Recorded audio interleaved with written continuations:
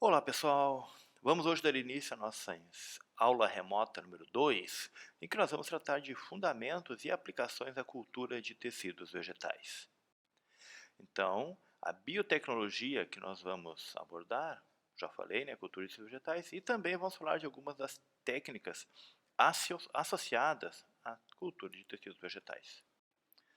Mas o que é a cultura de células, tecidos e órgãos vegetais? Bom, a ideia é a gente selecionar uma planta adulta que tenha características de interesse, características essas que podem ser uma resistência, tolerância a alguma doença, a condições climáticas, pode ser uma maior produção de grãos, pode ser uma planta que tenhamos interesse em conservar os recursos genéticos, uma planta nativa que está ameaçada de extinção. Não interessa qual é o objetivo.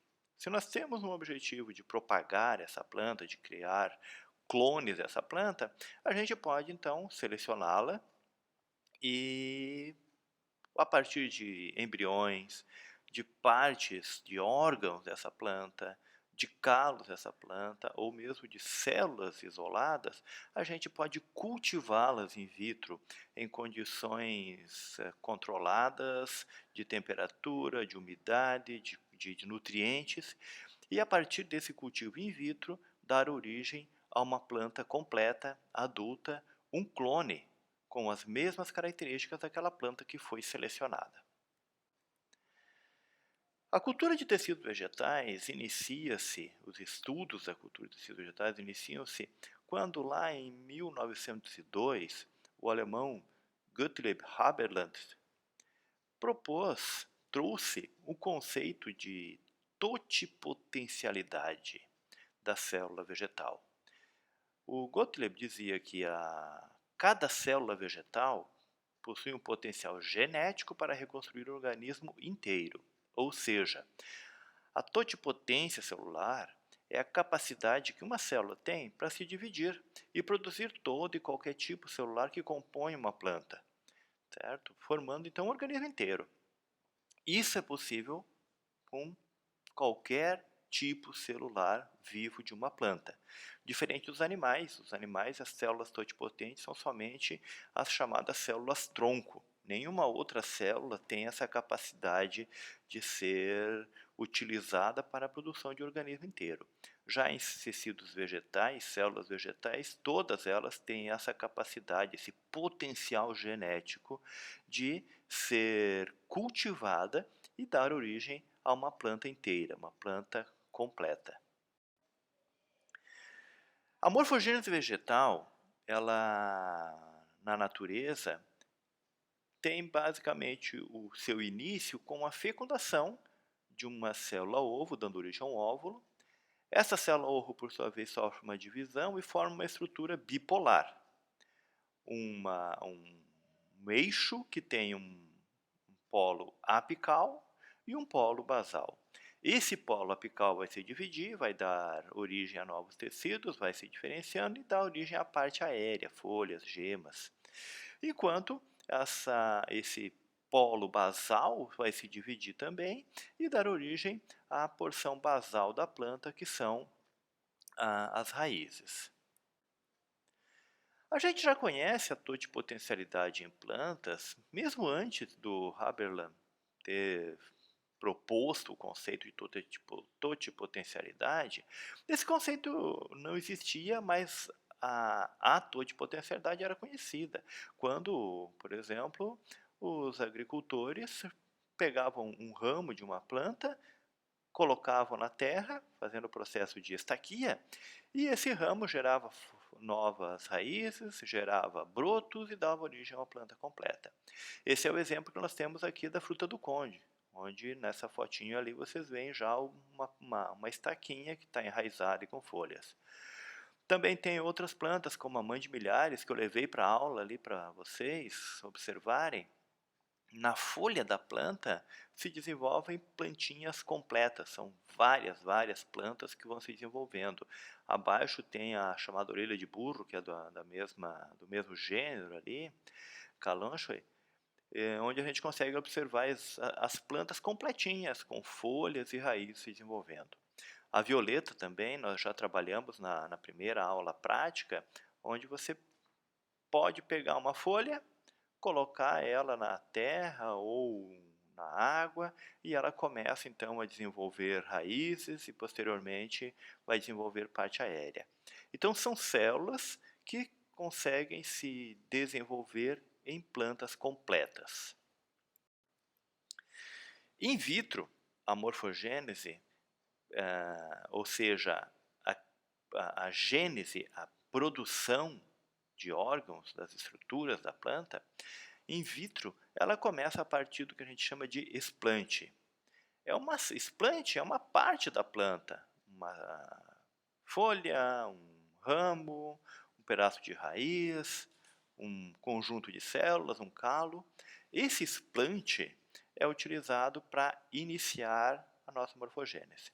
Então a gente vai ter uma sinalização que pode ser externa ou interna, ou seja, pode ser condições de temperatura, condição de luminosidade, ou pode ser substâncias químicas, hormônios que são dados a essa planta, né, que vão sinalizar e torná-la uma célula competente, ou seja, vão formar uma célula que tenha capacidade de reagir a sinais específicos, de se desenvolver a partir de uma sinalização específica.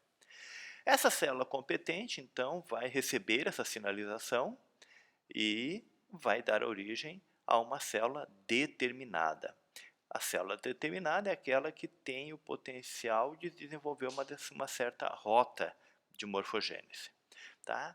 E, finalmente, essa célula determinada vai se diferenciar e vai dar origem a um órgão.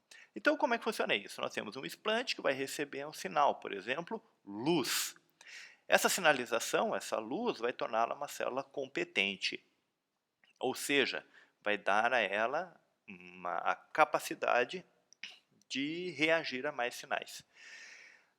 Continuando com essa luminosidade, a luz é a sinalização, essa célula se torna uma célula determinada a fazer fotossíntese. Então, ela vai seguir uma rota morfogênica e vai dar origem a células diferenciadas, células de folha, que têm a capacidade de fazer fotossíntese. Certo? Essa sinalização inicial poderiam ser hormônios, tá? Introdução de um hormônio que torna essa célula competente e, posteriormente, a sinalização luz é que faz com que essa célula torne-se determinada para a fotossíntese. Mas então, basicamente, nós temos o início de tudo com uma partezinha da planta que vai receber uma sinalização e vai tornar-se competente. Com uma nova sinalização, ela torna-se uma célula determinada e com a sinalização posterior, ela torna-se uma célula diferenciada. Essa célula diferenciada, por sua vez, pode voltar a ser o explante, pode tornar-se novamente uma célula competente pelo processo de desdiferenciação celular, que é comum em plantas. Historicamente, a cultura de tecidos vegetais através de estaquia, de alporquia, de mergulhia, de alguns dos processos já tradicionais, era conhecido. Né? A agricultura já utilizava-se dessas metodologias. Mas, historicamente, a gente determina que a ciência da cultura de tecidos vegetais in vitro inicia-se lá em 1902, então, com o conceito de totipotencialidade. Isso permite que os cientistas comecem a buscar, a entender como é possível essa totipotencialidade, o que estimula essa totipotencialidade, o que estimula uma célula a determinada rota morfogênica. Então, começa com as descobertas dos hormônios, da importância de complexos como B, e começa-se então, em 1939, o White consegue fazer a sua primeira cultura in vitro de células de tabaco, e seguem seus experimentos. Em 1962, Murashige e Skug formulam o primeiro meio de cultura considerado universal e efetivo. Então, o meio de cultura MS é utilizado basicamente em todas as culturas, em todos os laboratórios. e avança-se dessa forma até o que nós temos hoje, culminando com a transformação genética de plantas. Mas muito bem, qual é a vantagem de se fazer o cultivo de plantas, de tecidos de plantas in vitro? Ou seja, qual a vantagem da micropropagação? Uma das vantagens é a multiplicação muito rápida e massiva de mudas. Isso é muito importante para novas variedades. Quando se desenvolve, por melhoramento genético, uma nova variedade de planta, você precisa produzir mudas, né, para disponibilizar para o mercado, para disponibilizar para os produtores. Então, via micropropagação, cultura de tecidos vegetais, a gente consegue multiplicar de forma rápida e massiva uma grande quantidade de mudas de plantas que sejam de interesse. A taxa de multiplicação é muito alta em comparação com outros métodos tradicionais, muito rápida, e existe um controle das condições de cultivo. A gente consegue determinar, ou se eu estou cultivando elas in vitro, eu posso diminuir, eu posso aumentar a temperatura, eu posso diminuir, eu posso aumentar a luminosidade, eu posso estimular estresses, eu posso fazer diferentes experimentos para que as minhas plantas sejam selecionadas a partir disso, por exemplo.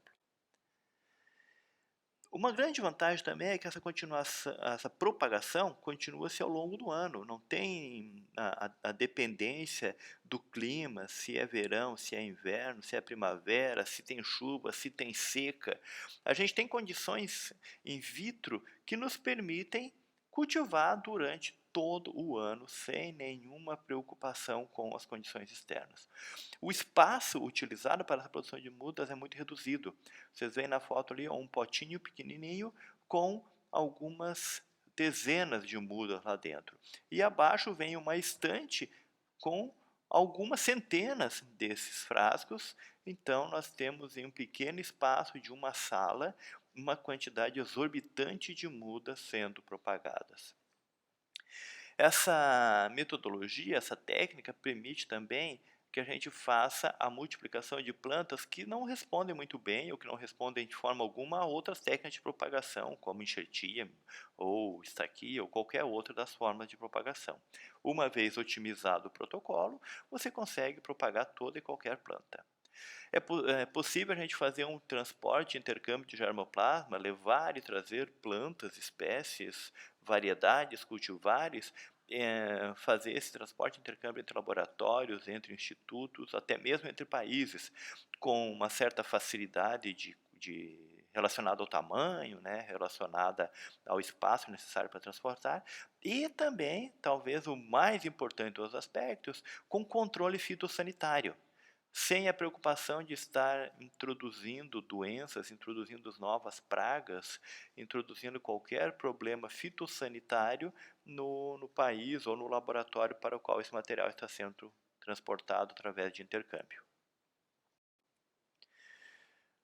Permite-se também, através da micropropagação, a produção de propágulos livres de doenças e pragas. Então a gente consegue eliminar doenças virais, principalmente, que são bastante complicadas, bastante difíceis de eliminar, como por exemplo ali o mosaico da batata, o vírus do endurecimento dos frutos de maracujá, através da micropropagação. A gente vai propagar plantas, mesmo que elas a campo estejam contaminadas com o vírus, a gente consegue fazer a limpeza viral, que vai ser visto logo à frente. Uma vez que você já estabeleceu o protocolo, determinou as melhores condições, os melhores explantes, a melhor combinação de hormônios de cultivo, toda essa parte é estabelecida, o custo para a produção de mudas, o custo para a micropropagação é bastante baixo, o que torna o processo bastante interessante. Permite o armazenamento a longo prazo do germoplasma. Então a gente não consegue manter tão facilmente e tão a longo prazo plantas a campo. Você consegue manter, obviamente, tem os bancos ativos de germoplasma com plantas, mas eles sofrem com problemas de doenças, de seca, de excesso de chuva, as plantas vão envelhecendo, vão tendo seus problemas naturais. In vitro, a gente consegue armazenar essas plantas em pequeno espaço, a gente pode congelar elas, criopreservar, congelar em nitrogênio líquido e dessa forma manter por vários anos esse material ali parado, sem envelhecimento, sem grandes perdas, a gente consegue talvez somente reduzir o crescimento, se for interesse, a partir do controle da temperatura. Baixa a temperatura, coloca uma quantidade menor de nutrientes no meio de cultura e a gente consegue fazer o crescimento lento, fazendo com que o germoplasma seja armazenado, guardado por longo período ali dentro do laboratório. E quando for interesse, tire esse material do laboratório e coloca a campo. Pode plantar ele. É um protocolo que pode ser adaptado para todas as plantas de difícil propagação, certo? São vantagens do processo de cultura in vitro de tecidos vegetais. Basicamente, nós temos aí 4 estágios, então, para a cultura de tecidos vegetais. Selecionada a planta, você vai pegar um explante, ali no exemplo uma folha jovem. Primeiro estágio, desinfestação, limpar ele, tirar desse explante, da folha, seja qual for o explante, os micro-organismos, fungos e bactérias principalmente, que estão ali naturalmente vão se desenvolver em cima da planta, em cima da folha. Então a gente faz um estágio de desinfestação para eliminar esses micro-organismos. Depois disso, a gente coloca eles in vitro no segundo estágio para a introdução, né, induzir a propagação, induzir o desenvolvimento de... Basicamente, a gente inicia com parte aérea, formando brotos. Então, esses explantes vão começar a formar brotos, diversos brotos, que são subcultivados, ou seja, se um explante desenvolve 10 brotos, a gente separa esses 10 brotos e forma 10 novas plantinhas e deixa eles crescendo mais um pouco, eles podem formar novos brotos, e assim a gente vai fazendo o subcultivo, dividindo esse material, colocando ele em novos frascos, com novo meio de cultura, e dessa forma a gente vai propagando, vai aumentando o número de brotos produzidos. Tendo uma quantidade de brotos que a gente precisa, que a gente quer, nós vamos passar para o terceiro estágio, que é o enraizamento. Então, pegar esses brotos, colocar em um novo meio de cultura com a indução de enraizamento. Dessa forma, nós vamos ter, então, uma planta completa, os brotos com raízes. Passamos então para o quarto estágio, que é a aclimatização dessas plântulas. Essas plantinhas que ficaram in vitro agora vão ser preparadas, aclimatizadas, para que elas possam se desenvolver a campo, né, ex vitro, sem maiores problemas. Nós temos principalmente, ou basicamente, o explante. Bom, o explante pode ser qualquer parte da planta. Pode ser um meristema, pode ser uma gema lateral, pode ser uma folha, pode ser um segmento nodal. Qualquer tipo de tecido raiz, ou então o protoplasto, que nada mais é do que uma célula vegetal da qual é retirado a parede celular. Fica somente a membrana plasmática e o conteúdo interno. Então, esses explantes vão dar origem a calos ou a brotos, a órgãos ou a embriões, dependendo da rota morfogênica que nós vamos estimular. Os meios de cultura são extremamente importantes nesse processo todo. Eles podem ser sólidos, quando a gente coloca ali agar, por exemplo, para fazer com que ele fique mais durinho. Ele pode ser semissólido, quando também se coloca agar, mas uma quantidade menor, e portanto ele fica mais molinho. Ou pode ser líquido, então a gente só tem a mesma água e os componentes lá misturados no meio de cultura. Quais são esses componentes que tem no meio de cultura?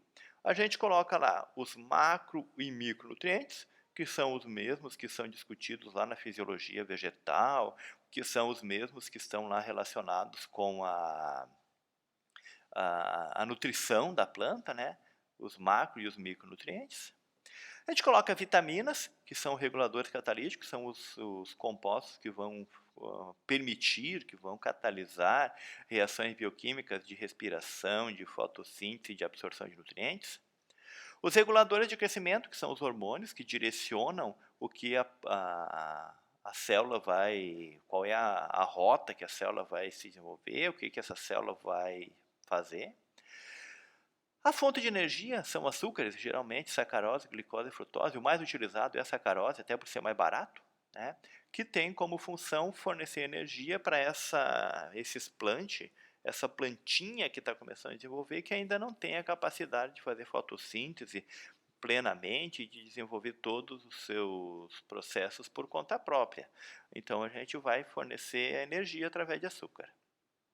E pode ser utilizado em alguns complexos naturais, como por exemplo a água de coco ou mesmo o extrato daquela planta que você está trabalhando, porque na água de coco ou nesse extrato da planta, você vai encontrar, estará lá presente todos os compostos que a planta precisa. O que ela precisa tem lá dentro dela. Então vai permitir que a gente forneça à planta alguns desses nutrientes ou desses reguladores de catalíticos que a gente nem sabe muito bem quais são, mas que estão lá dentro desses compostos. Existem diversos meios de cultura. Nessa tabela são apresentados alguns e vocês podem com calma aí compará-los, dar uma pausa aí no vídeo, nos slides e comparar os meios de cultura, e vocês vão observar que alguns têm compostos e não têm outros, ou outros compostos são encontrados em todos os meios de cultura, mas em concentrações diferentes. Cada um desses meios de cultura foi desenvolvido para uma determinada espécie, para uma determinada tipo de planta. Por exemplo, o WPM, Wood Plant Medium, foi desenvolvido em 1981 para plantas lenhosas, para espécies arbóreas. Já o meio MS, de Braunschweig-Schulze, lá de 62, ele foi desenvolvido a partir do tabaco. E todos esses meios podem ser utilizados em diferentes espécies, só que eles vão dar resultados diferentes dependendo das necessidades da planta. As condições de cultivo são determinadas não no meio de cultura, mas pelo ambiente que a gente vai manter essas plantas. Então nós temos, por exemplo, condições da taxa de luminosidade. O que é isso? Se vocês observarem a foto abaixo ali, vocês vão ver que existem frascos em cima das estantes. E, obviamente, a quantidade de luz que esses frascos, esses explantes vão receber ali em cima da estante é diferente da quantidade de luz que os explantes, que os frascos que estão ali na prateleira da estante vão receber, porque eles têm as lâmpadas ali bem próximo deles. Então essa taxa de luminosidade diferente vai fazer com que a planta cresça mais ou cresça menos. Geralmente, mais luz, maior crescimento, maior taxa fotossintética, maior crescimento. Claro que tem uma limitação, né, porque um excesso de luz vai causar a fotooxidação, que também degrada os compostos relacionados com a fotossíntese. Então existe uma necessidade de controle. Mas, em linhas gerais, se você aumenta a luminosidade, você aumenta o crescimento e vice-versa. Comprimento de onda luminosa também interfere. Na figura ao lado ali, vocês veem estantes com luz azul, luz verde, luz vermelha, no fundo luz branca, e abaixo, bem no cantinho, parece só uma pontinha, tem uma mistura de luz vermelha e luz azul. Então o cultivo com essas diferentes luminosidades, lâmpadas de LED com diferentes comprimentos de onda, vão também dar uma resposta diferente para diferentes plantas. Isso já é utilizado comercialmente, por exemplo, para a produção de hortaliças em ambiente fechado. Fazer o cultivo de alface, por exemplo, com diferentes comprimentos de onda luminosa que promove um crescimento maior. O fotoperíodo é o determinante de quanto tempo de luz e quanto tempo de escuro essa planta vai receber. Então pode ter 12 horas de luz, 12 horas de escuro, pode ficar o tempo todo no escuro, pode ficar 16 horas de luz e 8 de escuro. Depende muito de o que você quer fazer, qual é a rota morfogênica, qual é a rota morfogênica que você quer que que o explante siga, se você quer que tenha um crescimento maior ou menor, tá? Isso tudo é determinado então pelo fotoperíodo. Condições osmóticas está relacionada diretamente à quantidade de compostos dentro do meio de cultura, a quantidade e o tipo de composto. Então, se eu aumento a quantidade de açúcar, se eu coloco um composto como o polietileno glicol, o PEG, dentro do meio de cultura, vai fazer com que a planta tenha maior dificuldade para absorver água. Esse estresse osmótico, esse estresse hídrico, pode ser interessante, por exemplo, para determinar algumas rotas metabólicas, para promover a maturação de embriões somáticos, pode ser interessante para a seleção de plantas que sejam resistentes ao estresse hídrico, tá? Então, existem diferentes condições de cultivo que determinam o que vai acontecer com a nossa planta. Essas, então, são as bases, os princípios do cultivo de tecidos vegetais in vitro.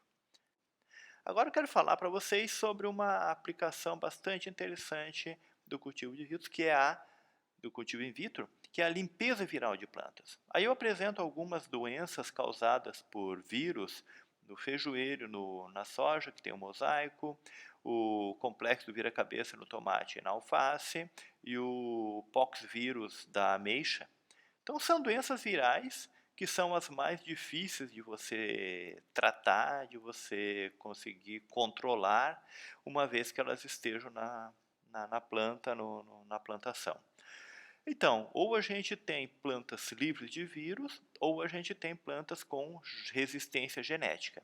A resistência genética é a preferida, né? É muito melhor, porque daí você sabe que aquela planta, mesmo que o vírus entre na tua plantação, ela não vai desenvolver a doença. Mas também é a mais difícil de conseguir. Então, a opção mais viável é você ter plantas livres de vírus. Mas como conseguir isso? Ou você tem uma planta realmente livre mesmo, não tem nada de vírus, ou então tu pega uma planta que tem o vírus, mas você consegue limpar essa planta. E como fazer então a limpeza viral? Nós podemos fazer isso através da chamada cultura de meristemas apicais. O que é isso? Meristema apical é aquela partezinha bem lá na pontinha da planta, quando está se desenvolvendo, né, quando ela está crescendo, tem o meristema apical, que é responsável pela dominância apical e etc. Esse tecido, o meristema apical, ele não tem vascularização, ele está desconectado do resto da planta. Os vasos de transporte, xilema e floema, não estão conectados com esse tecido, então ele fica mais ou menos isolado. Ele tem uma taxa de crescimento muito rápida, ele se desenvolve muito rapidamente. A mitose acontece ali em grande escala, muito rápido. E geralmente esses tecidos já são livres de vírus, eles já estão livres de vírus, mesmo que a planta esteja contaminada com vírus, esse tecido está livre de vírus. Mas por que os ápices meristemáticos estão livres de vírus? Por que eles não têm o vírus? Bom, basicamente o que acontece? Os vírus se difundem pelo sistema vascular. Como o meristema apical não tem essa conexão com o sistema vascular da planta, os vírus não chegam lá. Então ele não é contaminado porque os vírus não chegam. Se algum vírus consegue chegar lá, porque tem uma passagem de nutrientes por difusão, por osmose, o vírus consegue ir junto, ele vai chegar lá no meristema apical, mas vai ter uma competição pela duplicação. Ou seja, o processo de mitose, a duplicação dos cromossomos no meristema apical é muito rápido, é muito grande. A taxa de multiplicação do meristema apical é muito alta. Por isso, o vírus não consegue replicar. Há uma competição, né, pelos sítios, pelas estruturas de reprodução da célula, e o vírus não consegue se reproduzir. A célula vai se reproduzir e não sobra alternativas para a replicação do vírus. Além disso, esse tecido do meristemático apical, ele produz auxina. Então, essa alta taxa, alta concentração de auxina no tecido meristemático inibe também a difusão do vírus. Então, o vírus que acaba chegando lá não consegue se espalhar e não consegue se reproduzir. E, finalmente, existem sistemas naturais de inativação do vírus, substâncias produzidas pelas próprias células que inativam o vírus. E essas substâncias são também encontradas em maior quantidade e têm maior ação justamente nas zonas meristemáticas. Então, esse conjunto de fatos faz com que os meristemas apicais sejam livres de vírus. Existe uma outra forma de eliminar vírus que é a chamada termoterapia e crioterapia. Vamos ver como é que isso funciona. A ideia é o seguinte, tu vai pegar uma planta lá a campo, ou vai pegar ela na casa de vegetação, vai pegar o explante, mas para ter certeza que esse material está limpo, livrinho, não tem vírus, que você pode propagar ele, produzir mudas de alta qualidade, limpas de doença, você faz uma indexação, ou seja, faz um teste para ver se tem ou não tem vírus. Se você fizer o teste, faz a indexação, e essa planta está livre de vírus, deu boa. É só fazer a micropropagação. Bota esses explantes em vitro e segue a micropropagação, porque eles estão livres de vírus. Porém, se você pega esse material, faz a indexação e ele está contaminado com vírus, essa planta está contaminada, esse explante está contaminado, não dá para você colocar ele em vitro, porque você vai propagar um monte de planta com vírus. Então, o que a gente tem que fazer? Tem que fazer a termoterapia e crioterapia. Então, a ideia é você pega essa planta, que você já sabe que está contaminada com o vírus, faz o processo de termoterapia, crioterapia, coloca em vitro, deixa ele propagar e faz uma nova indexação. Se ele continuar contaminado, não deu certo, tem que voltar lá para a terapia. Se deu certo, está livre de vírus, é só micropropagar. Como funciona então o processo de cromoterapia e crioterapia? Na figura 1, nós temos ali o exemplo de um meristema apical que foi cortado, retirado da planta, e ele está infectado com vírus. As células vermelhas são as células infectadas com o vírus e as células verdes são células saudáveis. A primeira etapa, o primeiro processo é a termoterapia, que é o quê? Você manter essas plantas de 30 a 150 dias aproximadamente cultivadas in vitro a 38 graus Celsius, uma temperatura alta. Essa temperatura alta vai fazer com que você tenha a morte, ao menos em parte, desses vírus. Se não todos, ao menos em parte desses vírus vão morrer. Então, nós temos aí a segunda figura que mostra que aquelas células vermelhas ficaram laranjinha.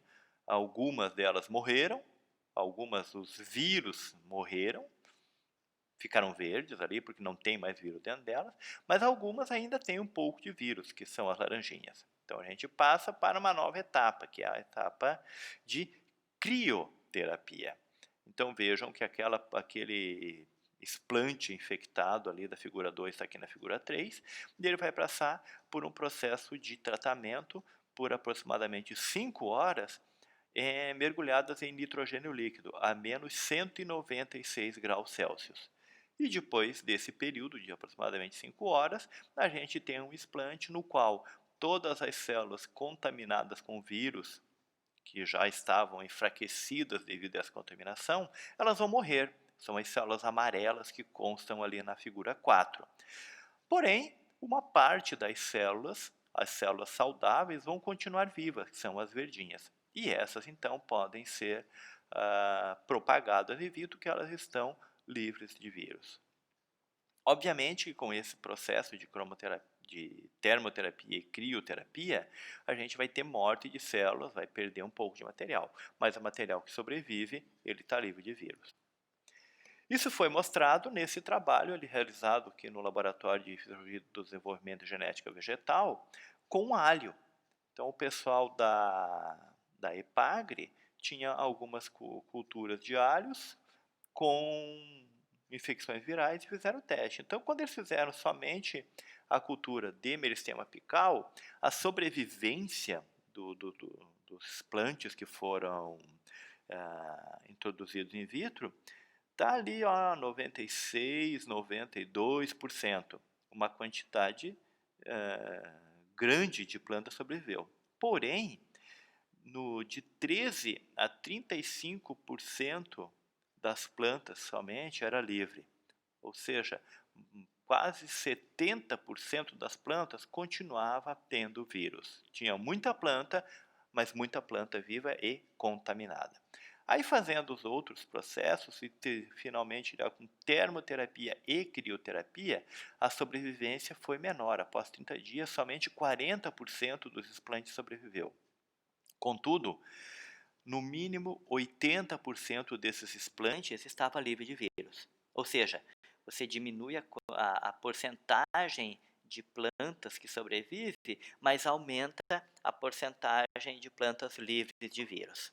Então, compensa-se a menor quantidade de plantas vivas, porque você tem uma grande quantidade de plantas livres de vírus.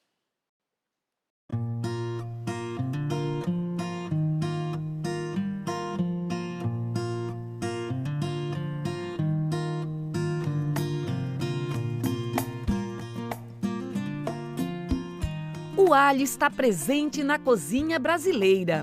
É um dos temperos mais importantes, tanto que o país é um grande consumidor de alho. Os brasileiros comem, em média, 1,5 kg de alho por ano. Para competir com o alho que vem de fora, não há outra saída. É preciso baixar os custos de produção e aumentar a produtividade, sem se descuidar, é claro, da qualidade.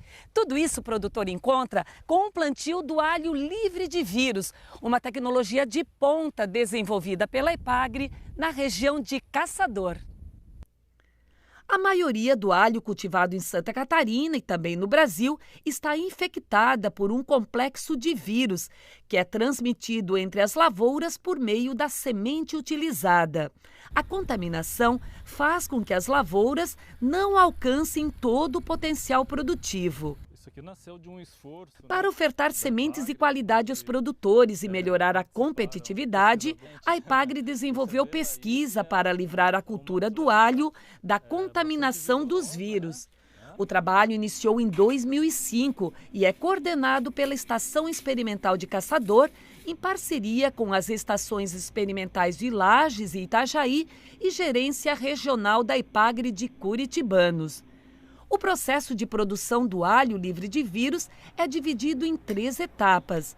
A primeira delas é o cultivo de meristemas livres de vírus. É um trabalho feito em laboratório de cultura. O pesquisador da Epagri, Renato Luiz Vieira, explica como é o trabalho em cada uma das fases.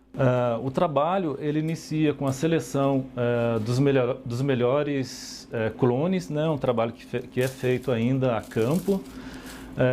Uma vez selecionada os melhores clones, ou seja, as melhores plantas, né, visualmente, um trabalho visual, essas plantas são trazidas para o laboratório.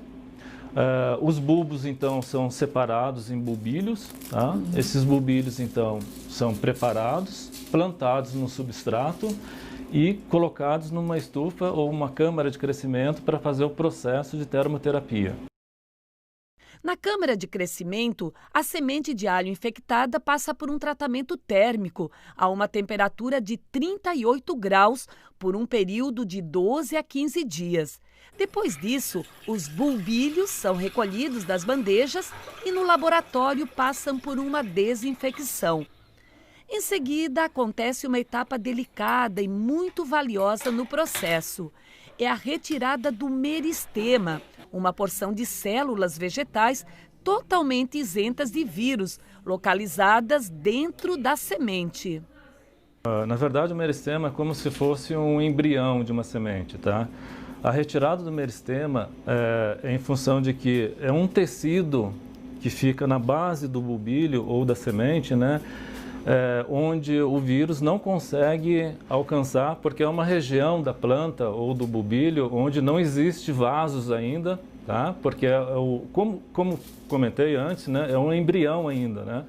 E não existe ainda definições de vasos nessa região do bulbilho. Então o vírus não consegue infestar essa região. Ou seja, nós conseguimos retirar essa região, que é o meristema, e fazer o cultivo in vitro, para a partir desse meristema produzir uma planta totalmente isenta de vírus. Nesta sala de crescimento, as novas plantas começam a se desenvolver e a mostrar todo o seu vigor. É uma etapa fascinante do trabalho científico e o Renato acompanha de perto, dia a dia, essas transformações. Renato, por quanto tempo o alho permanece nesse ambiente? Nessa etapa do trabalho, as plantas permanecem por um período de 30 a 40 dias, tá? Essa é uma sala, então, climatizada, com temperatura de 25 graus e fotoperíodo de 16 horas. Ou seja, durante o dia, a sala fica com luz durante o período de 16 horas e 8 horas no escuro. Isso ocorre por quê? Porque, como vocês podem ver, né, além do alho, nós temos outras espécies aqui em cultivo. Com isso, nós atendemos a necessidade de todas as outras espécies além do alho. Nesta sala, as novas plantas começam a crescer. Assim que completarem 30 a 40 dias, elas são transferidas para um novo meio de cultura, contendo hormônio específico para a formação do bulbo. Esta já é a segunda etapa da pesquisa, a formação da planta e do bulbo livre de vírus. Passados 60 a 70 dias, os bulbos são colhidos, lavados e armazenados para plantio na safra seguinte, em viveiros de plantas matrizes totalmente protegidos. É nessa etapa que nós acompanhamos se realmente o material está isento de vírus, né, através de um acompanhamento com teste de diagnóstico que é feito no laboratório, tá?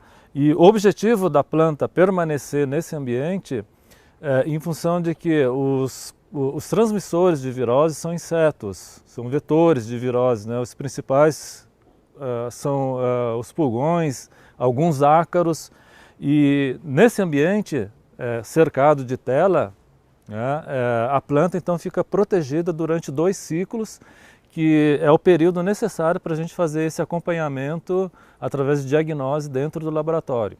E a partir desse momento é que nós liberamos a semente para o produtor multiplicar a campo. As sementes livres de vírus são a nova aposta dos produtores de alho para aumentar a produtividade e competir com o produto importado. É a esperança de ver novamente o alho catarinense forte no agronegócio brasileiro.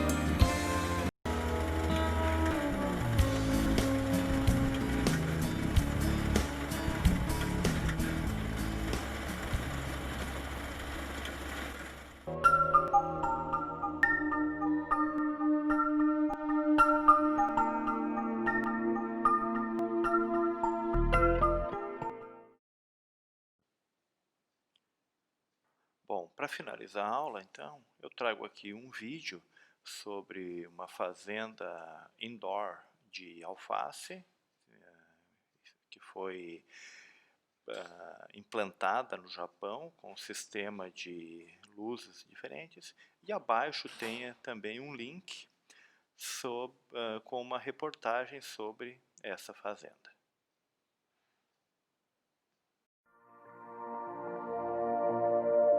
日本の農業の大規模化なりまたは工業化のお手伝いできないかというので我々そのプロジェクトを作って始めたというのが経緯。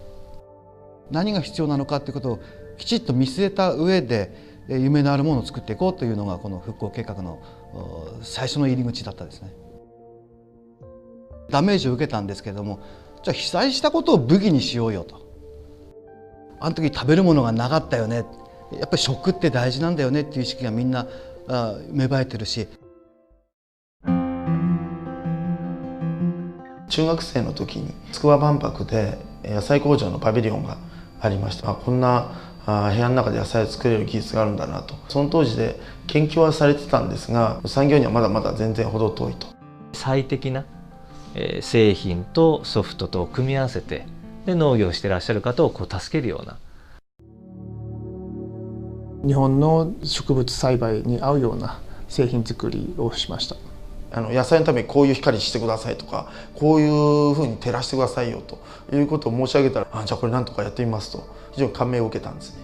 で、私自身のコアコンピタンスは栽培技術ですと。呼吸と光合成っていうのをこう行わせることで、それをうまくコントロールするとですね、ただ単に昼と夜を作るよりもより大きな休息の効果が出たり、より大きな光の効果が出たりするんです。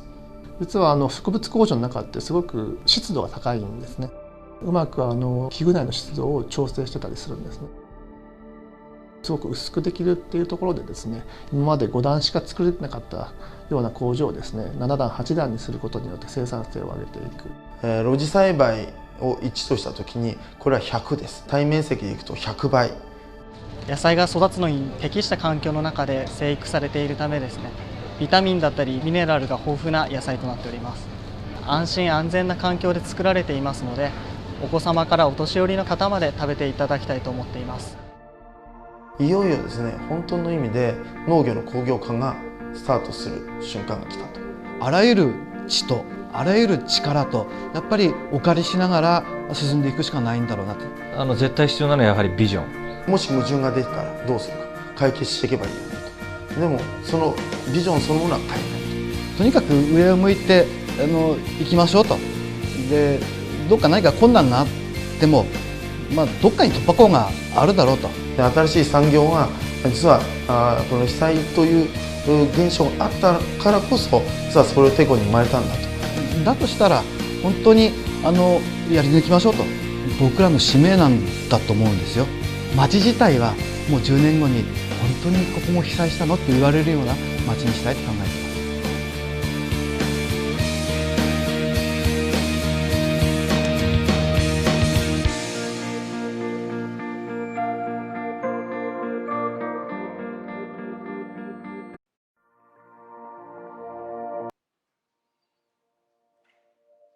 日本の農業の大規模化なり、または工業化のお手伝いできないかというので、我々そのプロジェクトを作って始めたというのが経緯。何が必要なのかということをきちっと見据えた上で夢のあるものを作っていこうというのがこの復興計画の最初の入り口だったんですね。ダメージを受けたんですけれども、じゃあ被災したことを武器にしようよと。あの時食べるものがなかったよね、やっぱり食って大事なんだよねっていう意識がみんな芽生えてるし。中学生の時に筑波万博で野菜工場のパビリオンがありました。こんな部屋の中で野菜を作れる技術があるんだなと。その当時で研究はされてたんですが、産業にはまだまだ全然程遠いと。最適な製品とソフトと組み合わせて、で農業をしてらっしゃる方をこう助けるような。日本の植物栽培に合うような製品作りをしました。野菜のためにこういう光してくださいとか、こういうふうに照らしてくださいよということを申し上げたら、じゃあこれなんとかやってみますと非常に感銘を受けたんです。で、私自身のコアコンピタンスは栽培技術ですと。呼吸と光合成っていうのをこう行わせることで、それをうまくコントロールするとですね、ただ単に昼と夜を作るよりもより大きな休息の効果が出たり、より大きな光の効果が出たりするんです。実は植物工場の中ってすごく湿度が高いんですね。うまく器具内の湿度を調整してたりするんですね。すごく薄くできるっていうところでですね、今まで5段しか作れなかったような工場をですね、7段8段にすることによって生産性を上げていく。露地栽培を1とした時にこれは100です。対面積でいくと100倍。野菜が育つのに適した環境の中で生育されているためですね、ビタミンだったりミネラルが豊富な野菜となっております。安心安全な環境で作られていますので、お子様からお年寄りの方まで食べていただきたいと思っています。いよいよですね、本当の意味で農業の工業化がスタートする瞬間が来たと。あらゆる知とあらゆる力とやっぱりお借りしながら進んでいくしかないんだろうなと。絶対必要なのはやはりビジョン。もし矛盾が出てたらどうするか、解決していけばいいよねと。でもそのビジョンそのものは変えないと。とにかく上を向いて行きましょうと。で、どっか何か困難があってもどっかに突破口があるだろうと。で新しい産業は実はこの被災という現象があったからこそ実はそれをてこに生まれたんだと。だとしたら本当にやり抜きましょうと、僕らの使命なんだと思うんですよ。町自体はもう10年後に本当にここも被災したのって言われるような町にしたいと考えています。